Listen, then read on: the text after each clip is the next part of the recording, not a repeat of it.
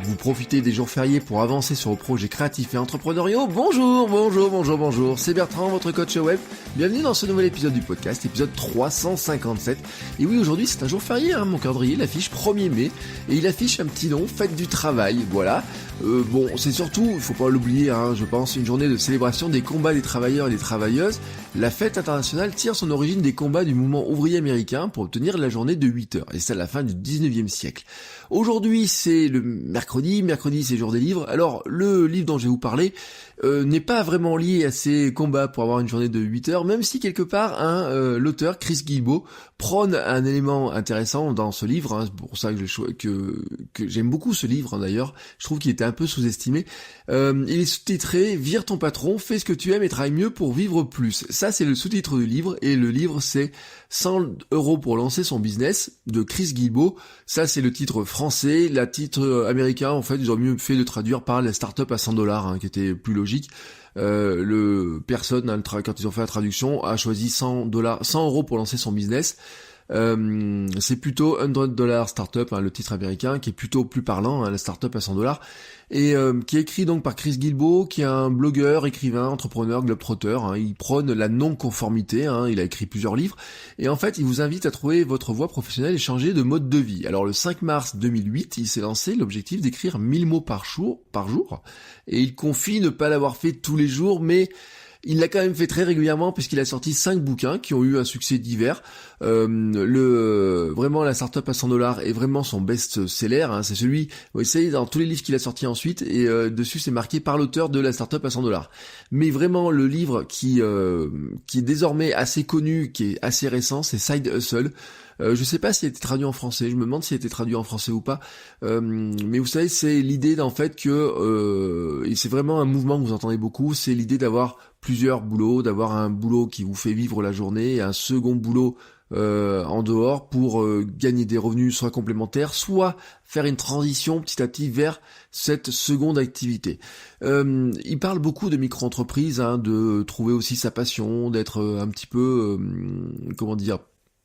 d'être non conformiste. Il y a des livres là-dedans. Alors il y a même un autre livre que j'ai dans ma bibliothèque qui s'appelle Osez être vous. Je n'ai pas trouvé, j'ai pas ressorti tout à l'heure, je sais qu'il est dans la bibliothèque, qui est la traduction, je pense, c'est son livre sur l'art de la non-conformité. Je crois que c'était la traduction comme ça. Enfin, les traductions c'est toujours bizarre, c'est vrai sur les livres. Mais c'est un petit peu sa grande idée, voilà. Sa grande idée, c'est que finalement il y a un modèle qui est pour tout, un modèle de faire des études, de dépenser 60 000 $ pour avoir son MBA, de rentrer dans une entreprise, de travailler comme on nous l'a indiqué. Le modèle de la création d'entreprise, il le dit aussi, c'est le modèle de soit je fais une grande invention, soit c'est le modèle où je lève beaucoup de fonds.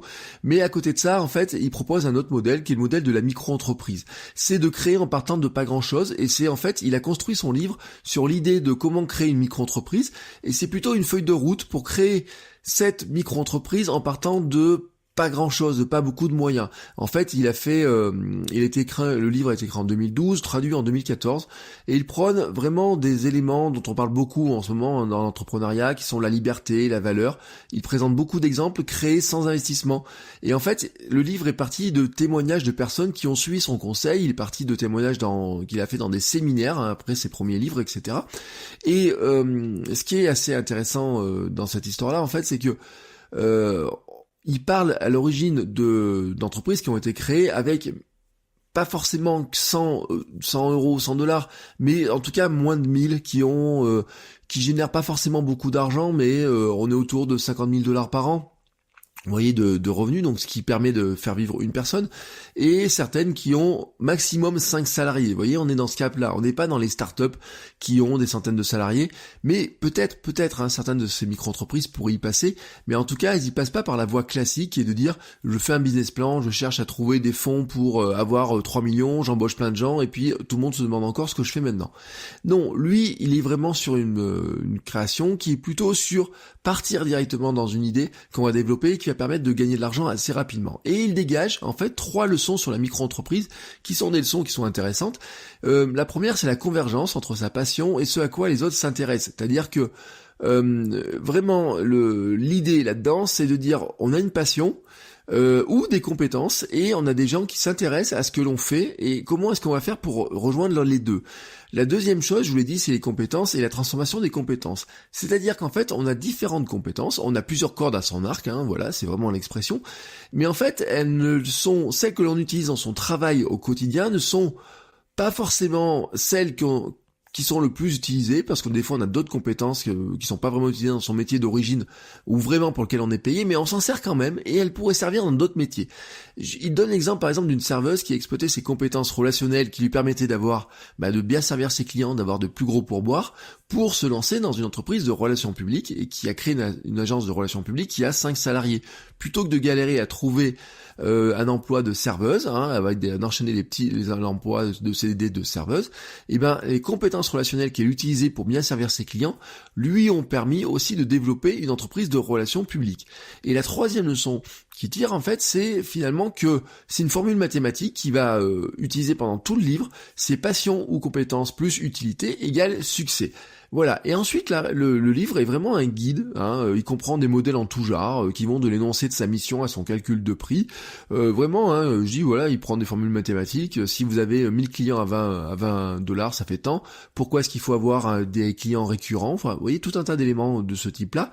C'est un livre qui est vraiment très intéressant, qui a probablement pas eu le même impact et le même succès que la semaine de 4 heures de Tim Ferriss, parce que Tim Ferriss, je pense qu'il a eu un génie, le coup de marketing de nommer son livre, mais finalement la semaine de 4 heures, le livre n'est pas vraiment et le titre du livre n'est pas vraiment en accord avec ce qu'on trouve à l'intérieur, vraiment c'est un modèle c'est un guide d'entrepreneuriat finalement, la semaine de 4 heures, qui vous donne des astuces, des moyens pour entreprendre, mais avec une vision d'entrepreneuriat qui est celle de Tim Ferriss.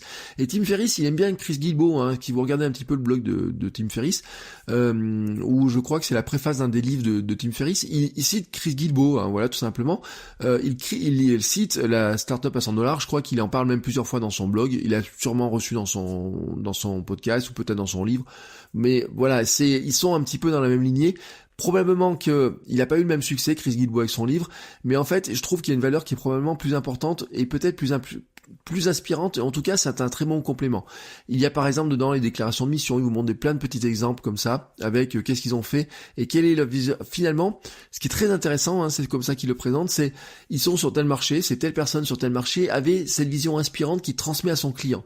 Et là, c'est vraiment intéressant, parce que c'est vraiment l'idée de Chris Guillebeau, c'est vraiment cette notion-là de dire, vous avez une passion, une compétence, vous avez des gens en face qui cherchent cette passion, cette compétence, comment vous faites pour rejoindre tout ça? Ça paraît bête, mais c'est juste ça, l'entreprise, c'est comment vous arrivez à faire rejoindre les deux, et comment vous arrivez à ce que, quand les deux se rejoignent, il y en a un qui donne de l'argent à l'autre, même si ça passe au départ par, et il le dit vraiment, par de la gratuité, par l'importance de la gratuité aussi pour essayer d'obtenir, de démarrer, voilà, il y a tout un tas de notions qui sont abordées là-dedans.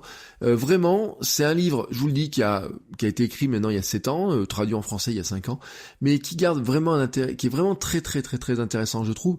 Les écrits de Chris Guillebeau en général sont assez intéressants. Je vous encourage aussi à aller jeter un œil à son blog. Notamment, il a des astuces dedans, il a fait des guides, des manifestes, etc. Notamment, il y a des astuces sur écrire son livre, comment publier son livre, etc. Il y a plein de choses. Et Side Hustle, qui est le livre plus récent, a aussi beaucoup marqué, parce que c'est quelque chose que vous trouvez beaucoup.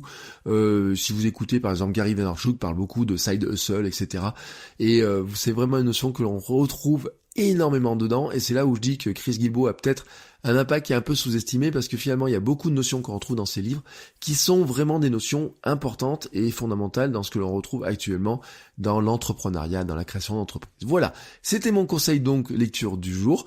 Je vous mets les liens dans les notes de l'épisode, ce sont des liens affiliés sur Amazon, donc si vous cliquez dessus, ça finance un petit peu le podcast.